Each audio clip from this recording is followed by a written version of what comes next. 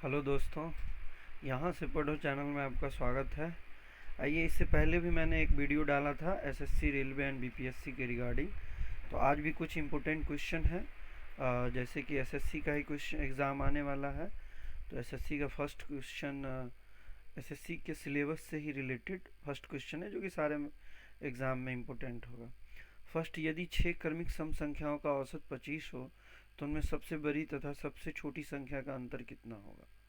तो देखिए, सबसे पहले छोटी संख्या और बड़ी संख्या। तो मान लीजिए छोटी संख्या x हो गया, ठीक है। तो x संख्या सम संख्या है। तो सम संख्या क्या होता है, सपोज कोई सम संख्या 2 है, ठीक है। तो नेक्स्ट सम संख्या क्या होगा, 4। फिर उसके बाद नेक्स्ट क्या होता है, 6। तो इसमें क्या हो रहा है, टू टू ऐड हो रहा है। तो ऐसे ही अगर हम सपोज पहला छोटी संख्या माने हैं x, तो दूसरी छोटी संख्या क्या हो जाएगा, x+2। फिर इसके बाद आपका थर्ड नंबर हो जाएगा x+4।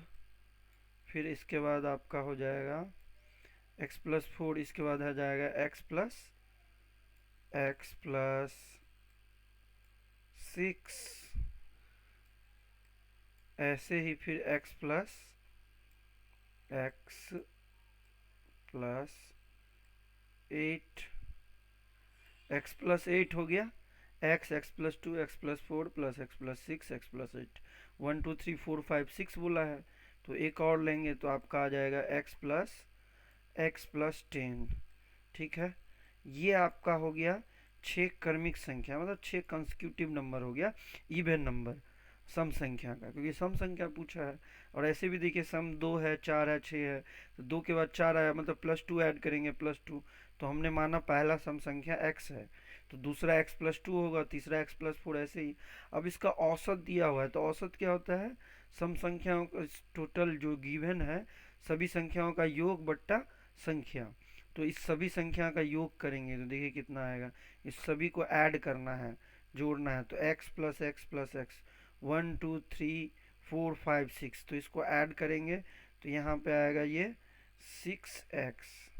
और इसके बाद प्लस, फिर देखिए इसमें तो कोई नंबर नहीं है, इसमें 2 है और ये 4 है, 2 4 6, और 6 6 12 और 8 20 और +10 30, मतलब 30 आया।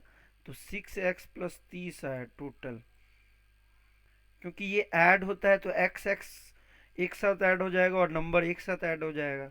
6 और संख्या कितना है, 6। तो इसको 6 से डिवाइड कीजिएगा, यही रूल होता है ना। औसत निकालते हैं सभी संख्याओं का योग बट्टा जो दिया हुआ संख्या है। तो 6 संख्या है और औसत गिवन है। औसत कितना है, 25।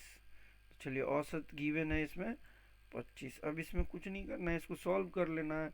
तो इसके लिए क्या करते हैं, क्रॉस मल्टीप्लिकेशन हम लोग करते हैं। तो ये कितना आ जाएगा, देखिए यहाँ पे 6x+30 तो ऐसे ही रहेगा, 6x+30 ये हो गया। और इक्वस टू आपका कितना आ जाएगा, इक्वस टू हो जाएगा आपका 25 6 जा, मतलब 25 छक्के 150 हो गया। तो यहाँ पे 150 रखेंगे। अब 150 हो गया, अब इसको सॉल्व कर दीजिए। तो ये आ जाएगा आपका 6x है, चलिए 6x हो गया। अब ये तो पता है, इक्वल से पहले अगर लेफ्ट हैंड साइड होगा, मतलब बाएं तरफ होगा, तो दाएं तरफ ले जाएंगे राइट हैंड साइड, तो ये माइनस हो जाता है। तो 150, ये बहुत बड़ा हो गया, चलिए कोई बात नहीं, 150 है और माइनस करेंगे, माइनस कितना होगा, 30, -30। तो फाइनली आ गया आपका 6x इक्वस टू कितना आ जाएगा, 6x इक्वस टू आ जाएगा 150 -30, मतलब 150 -30। तो ये आ गया 120। 120। देखिए, अब इसको सॉल्व कर देना है। इसको सॉल्व कर देना है तो x इक्वस टू क्या आएगा, x इक्वस टू आएगा 6 से इसको डिवाइड करना है, मतलब 120/6 होगा। डायरेक्ट भी कर सकते हो आप, 120/6, 120/6, ये मतलब यहाँ से भी कर सकते हो। तो ये आ जाएगा 6 2 जा 12 और ये 0, मतलब ये हो गया, ये आपका हो गया 2। मतलब फाइनली आंसर आ गया, मतलब छोटी संख्या आ गया 20। अब पूछा क्या है हमसे कि सबसे छोटी और सबसे बड़ी संख्या का अंतर। तो देखिए x का वैल्यू 20 आया, तो लीजिए आपका x का वैल्यू 20 आ गया, छोटी संख्या। बड़ी संख्या 20 प्लस x को रखेंगे तो यहाँ पे आ जाएगा 30। अब यही दोनों को तो पूछा है कि अंतर क्या होगा, तो 30 और 20 गिवन है। तो यहाँ पे देखिए बड़ी संख्या 30 आया और छोटी संख्या 20 आया, तो 30 और माइनस 20 कर दिए तो आपका कितना आ जाएगा, 30 माइनस 20, ये आपका आ जाएगा 10। कितना आ जाएगा, 10।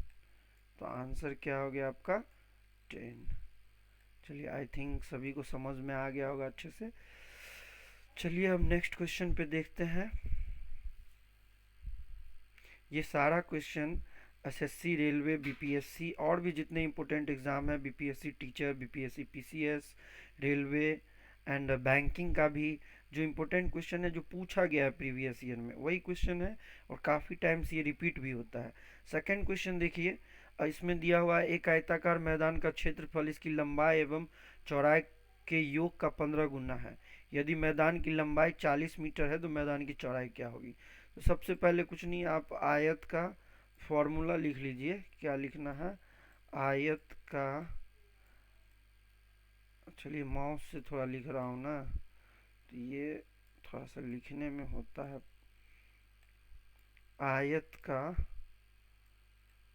का क्षेत्रफल क्या होता है आप लोग को पता होगा, सिंपल है। आयत का क्षेत्रफल बराबर होता है लंबाई, लेंथ इंटू ब्रेथ, लंबाई गुने चौड़ाई। मतलब इसको डायरेक्ट एरिया भी लिख सकते हैं, एरिया इक्वस टू, क्योंकि गिवन है आयत तो हम खुद समझ जाएंगे, एरिया का लेंथ इंटू ब्रेथ, यही हो गया आपका। ये सबसे पहले पता होना चाहिए। इसके बाद देखिए एक आयताकार मैदान का क्षेत्रफल जो है इसके लंबाई एवं चौड़ाई के योग का 15 गुना है। तो लंबाई एवं चौड़ाई का योग, देखिए लंबाई 40 मीटर गिवन है, लंबाई कितना है, लंबाई लेंथ जो है सो गिवन है इसका 40 मीटर, लेंथ एल जो गिवन है 40 मीटर, ये 0 है, 40 मीटर लेंथ गिवन है। मैदान का क्षेत्रफल दिया, ये भी दिया हुआ है, चौड़ाई नहीं दिया है तो हम कुछ चौड़ाई एज्यूम कर लेते हैं। तो चौड़ाई क्या है, बी है, तो हम इसको बी ही रहने देते हैं। चलिए ब्रेथ है ना चौड़ाई, तो चौड़ाई बी हो गया, बी इक्वल टू चौड़ाई। अब देखिए आयत का क्षेत्रफल दिया हुआ है, इसकी लंबाई एवं चौड़ाई का योग का 15 गुना। तो देखिए क्षेत्रफल मतलब एरिया बराबर जो है ये गिवन है, एरिया इक्वस टू है, एरिया इक्वस टू हो जाएगा आपका कि ये जो लंबाई 40 है और चौड़ाई बी माने हैं, तो 40 प्लस बी, यही तो हो गया, लंबाई 40 है और चौड़ाई मतलब ब्रेथ, ये दोनों का योग का 15 गुना, मतलब ये दोनों 40 प्लस बी को जोड़ दिए और इसको 15 से गुना कर दिए, तो यही इसका क्या है, क्षेत्रफल है। ये दिया हुआ है, क्षेत्रफल दिया हुआ है और एक आयताकार मैदान का क्षेत्रफल इसकी लंबाई एवं चौड़ाई के योग का 15 गुना है। तो लंबाई एवं चौड़ाई का योग जो है सो 40 प्लस बी हो गया, चौड़ाई का योग का, यदि मैदान की लंबाई 40 मीटर है तो लंबाई 40 मीटर गिवन है, तो मैदान की चौड़ाई क्या होगी। चलिए इसमें कुछ क्वेश्चन थोड़ा सा अधूरा लग रहा है, एक सेकेंड ट्राई कर लेते हैं, ऐसा मुझे लग रहा है लेकिन देख लेते हैं। तो ये हो गया, और एरिया तो गिवन है नहीं, तो एरिया लेकिन गिवन, एक एरिया तो और भी होगा ना, ये तो गिवन ही है। लेकिन देखिए एरिया का फॉर्मूला क्या होता है, ये लिखे हम लोग, नहीं सफिशियंट है डाटा। एरिया इक्वस टू क्या होता है, लेंथ इंटू ब्रेथ, लेंथ कितना है आपका 40, ये है ना, लेंथ है ये 40 है, ये 4 है, ये एक सेकेंड इसको मैं इरेज कर दे रहा हूँ यहाँ से, ये 4 था, ये है आपका 4, तो ये हो जाएगा आपका 40 इंटू बी। तो देखिए एरिया हमें मिल गया। अब दोनों एरिया तो ही है, आयत का क्षेत्रफल लंबाई इंटू चौड़ाई, लेंथ इंटू ब्रेथ। तो एक आ गया 40 इंटू बी और एक गिवन है लंबाई और चौड़ाई का। तो लंबाई 40 मीटर था और चौड़ाई बी माने थे हम, दोनों को ऐड कर दिया और इसके योग का 15 गुना है क्षेत्रफल, तो गुने 15 कर दिया। अब दोनों एरिया ही है, एक ही आयत का क्षेत्रफल है, दोनों दोनों को इक्वल कर देंगे तो ये आ जाएगा। देखिए ये दोनों को इक्वल करेंगे तो ये यहाँ पे डायरेक्ट लिखते हैं 15 4 जा 60, मतलब 600 हो जाएगा। इसको मल्टीप्लाई करेंगे 600, 40 गुने 15 और प्लस ये हो गया आपका, प्लस हो गया 15, ये हो गया प्लस 15 बी, क्या हो गया आपका प्लस 15 बी हो गया ना। 40 15 को मल्टीप्लाई किए तो 600 और प्लस 15 बी। अब इसको इक्वल्स किए तो यहाँ पे देखिए, यहाँ पे एरिया कितना है, ये भी एरिया ये भी एरिया, दोनों एक ही आयत का क्षेत्रफल है, एरिया है। तो यह हो जाएगा 40 बी, कितना है 40 बी। अब इसको सॉल्व कर देना है। देखिए अब ये सॉल्व करेंगे तो ये तो पता ही है कि इसको, ये 15 बी है, लेफ्ट हैंड साइड है, राइट हैंड साइड लाएंगे तो माइनस हो जाता है। इक्वल जब भी होता है मतलब बाएं तरफ है दाएं तरफ लाएंगे तो ये हो जाएगा आपका 600 के इक्वल्स टू रखेंगे तो आपका आ जाएगा ये 40 माइनस 15 करेंगे 40 बी, 40 बी माइनस 15, माइनस हो गया आपका 15 बी। अब देखिए इसमें क्या आता है, यहाँ पे फाइनली आंसर 600 गिवन है, 600 तो जो हम लोग फाइंड आउट किए हैं इससे 600 यहाँ पे आया है, इक्वल्स टू 40 माइनस 15 मतलब 40 माइनस 15, तो 40 माइनस 15 कितना हो जाएगा 25, 25। तो 25 क्या हो गया आपका बी। अब इससे बी का वैल्यू, यही चौड़ाई ही पूछा है, चौड़ाई हम लोग बी माने थे ना, तो बी का वैल्यू आपका क्या हो जाएगा, इसको सॉल्व कीजिएगा 600 बट्टा 25 हो जाएगा, 600 बट्टा 25, तो ये तो कैंसिल ही हो जाएगा, आंसर डायरेक्ट ही आ जाएगा। ये यहाँ पे हो गया 25, तो इक्वस टू हो जाएगा, मतलब 600 बट्टा 25 है। यहाँ से भी डायरेक्ट कैंसिल कर सकते हैं ये, तो 25 दूना 50, 10 बज गया, 25 चौका 100, मतलब फाइनली ये 600 बट्टा 25 भी कर सकते हैं, तो ये आ गया 24। देखिए ये थोड़ा सा इसको यहाँ से मैं रिमूव कर देता हूँ, इक्वल्स था यहाँ पे। आई थिंक अच्छे से समझ में आ गया होगा आप लोगों को। ये 24 है ये, तो 24 देखिए यहाँ है, तो ये ही पूछा गया है मैदान की चौड़ाई, तो ये आ गया मेरा आंसर 24 मीटर। समझ में आ गया होगा। थोड़ा सा मैंने अच्छे से एक्सप्लेन किया है, मैं तो इसको जल्दी भी सॉल्व कर सकता था लेकिन थोड़ा सा एक्सप्लेन किया कि अच्छे से समझ में आ जाए, और थोड़ा सा माउस भी यूज कर रहा हूँ मैं, तो इसलिए थोड़ा सा टाइम लग जा रहा होगा, लेकिन आप लोगों को समझ में अच्छे से आ रहा होगा। अब थर्ड क्वेश्चन पे आइए। थर्ड क्वेश्चन है, किसी वृत्त की त्रिज्या में वृद्धि करने पर उसकी परिधि में 5% की वृद्धि हो जाती है, तो वृत्त के क्षेत्रफल में कितने प्रतिशत की वृद्धि होगी। देखिए ये भी बहुत अच्छा क्वेश्चन है, इम्पोर्टेंट। एक वृत्त है और उसका त्रिज्या है, त्रिज्या में 5% का वृद्धि होता है, तो क्षेत्रफल में कितना होगा। देखिए इसको अगर लॉन्ग बेसिस पे बनाएंगे तो वृत्त की त्रिज्या मतलब आर हो गया, क्षेत्रफल होता है पाई आर स्क्वायर, तो आर हम लेंगे, फिर 5% उसमें इंक्रीज करेंगे, फिर एरिया में इंक्रीज करेंगे, तो बहुत लंबा क्वेश्चन बनेगा। इसका सिंपल है, किसी भी में अगर x% इंक्रीज करते हैं, x% एरिया में जब भी होगा x% इंक्रीज करते हैं, तो इसमें ये रूल लगाते हैं हम लोग, x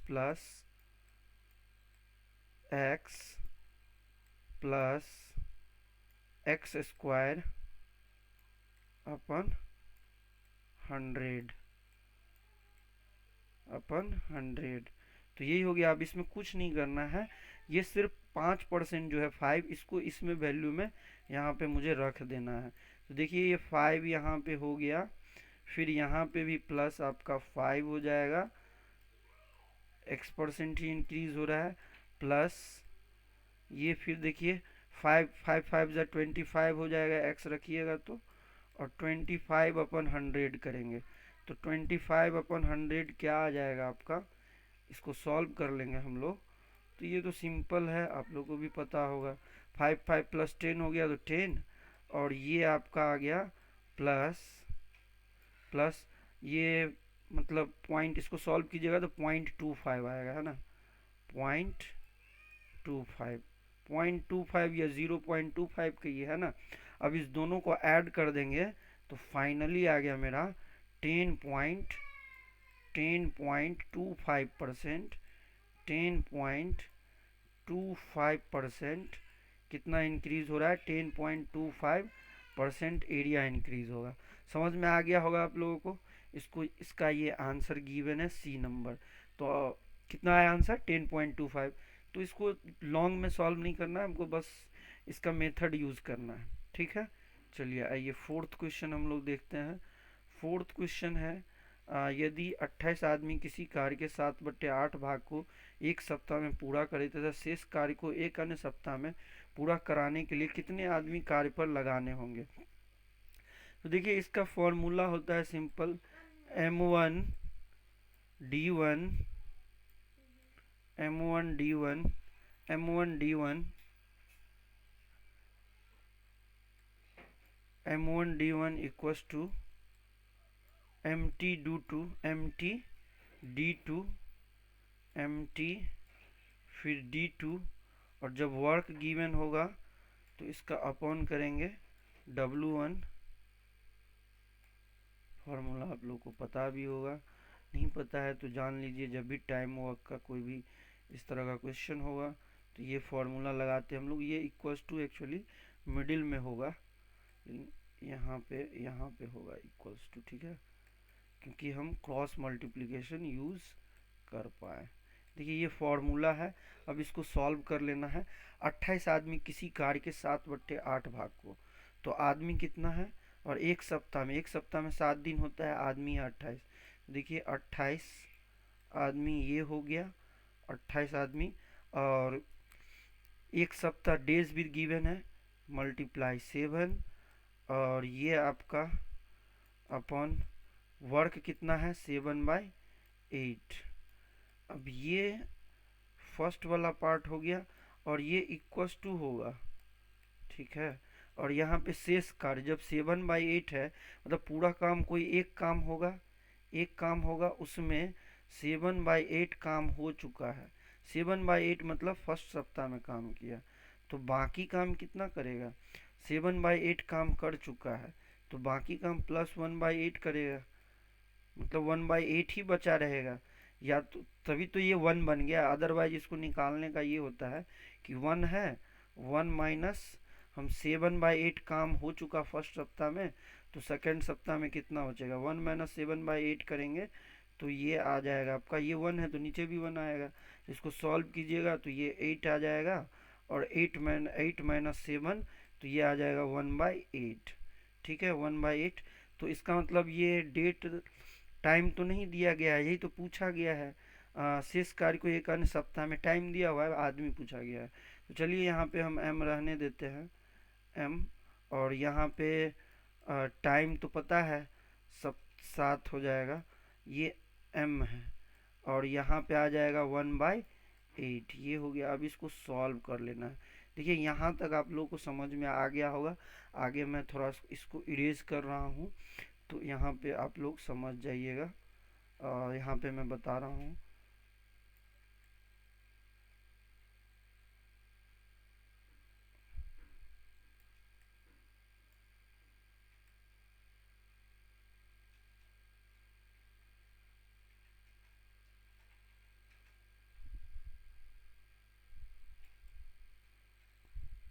चलिए जहाँ पे आ गया समझ में आ, ये m है, मल्टीप्लाई मैंने यूज किया है यहाँ पे। ये एक्चुअली ये यहाँ पे मैंने मल्टीप्लाई यूज किया है। चलिए आप लोग का भी ये प्रॉब्लम जल्द ही सॉल्व हो जाएगा। m×7 है ना, m2 है एक्चुअली, तो मेन ही हो गया m2, है ना। तो अब यहाँ पे देखिए 28×7 और यहाँ 1/8। इसको सॉल्व करने के लिए क्या करेंगे, 8 हम ऊपर रख देते हैं, तो यहाँ पे आ जाए 28 इंटू 7 अपॉन 1,